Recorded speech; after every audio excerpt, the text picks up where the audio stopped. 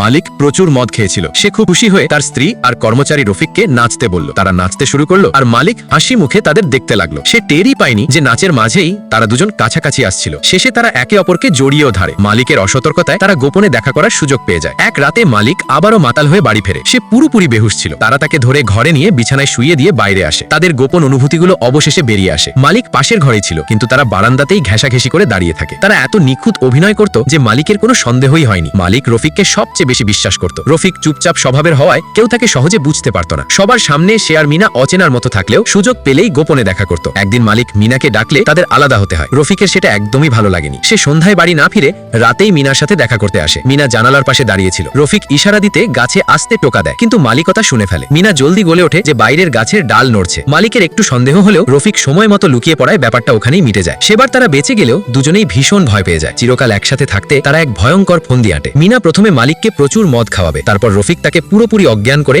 গাড়িতে তুলে কোথাও ফেলে আসবে, যাতে সবাই একে নিছক দুর্ঘটনা ভাবে। কয়েকদিন পর মিনা সমুদ্রের পাড়ে ঘুরতে যাওয়ার প্রস্তাব দেয়। সে আগে থেকেই ভালো খাবার আর প্রচুর মদের ব্যবস্থা করে রেখেছিল। মালিক কিছুটা অবাক হলেও রাজি হয়ে যায়। পুরোটা রাস্তা সে একদম চুপচাপ ছিল। সৈকতে পৌঁছানোর পর সে সত্যিটা স্বীকার করে। সে মারাত্মক অসুস্থ আর তার বাঁচার বেশি সময় বাকি নেই। সে মরতে ভয় পায় না, তার শুধু স্ত্রী মিনাকে নিয়েই যত চিন্তা। এ কথা শুনে মিনা লজ্জায় পড়ে যায়। সে বুঝতে পারে মালিক তাকে সত্যিই ভালোবাসে। সে সাথে সাথেই পরিকল্পনাটা বাদ দেয়। গাড়ির দরজা দেখার ভান করে সে পেছনে যায় আর জঙ্গলে লুকিয়ে থাকা রফিককে সব বাতিল করতে বলে। সেদিন মালিক তার স্ত্রীর কাছে শেষ কথাগুলো বলে আর পুরনো সব ঝগড়ার জন্য ক্ষমা চায়। মিনা অপরাধ বোধে ভুগছিল, কিন্তু তার নীরবতা মালিকের মনে সন্দেহ জাগায়। সে জঙ্গলের দিকে এগিয়ে যায় আর মাটিতে একটা লাইটার পড়ে থাকতে দেখে। ওটা রফিকের ছিল। এবার মালিক সব বুঝতে পারে। সে রফিকের নাম ধরে চিৎকার করতেই রফিক বেরিয়ে আসে। সবচেয়ে বিশ্বস্ত মানুষের বেইমানি দেখে তার হৃদয় ভেঙে চুরমার হয়ে যায়। এরপর সে তার স্ত্রীকে রফিকের দিকে হেঁটে যেতে দেখে। তাদের কেউই একবারও ফিরে তাকায়নি। হঠাৎ গাড়ি আছড়ে পড়ার শব্দে চারপাশ কেঁপে ওঠে। মিনা মালিককে ডাকতে ডাকতে সমুদ্রের দিকে ছুটে যায়, কিন্তু ততক্ষণে অনেক দেরি হয়ে গেছে। হয়তো এটাই ছিল মালিকের শেষ সিদ্ধান্ত, যাতে তারা দুজন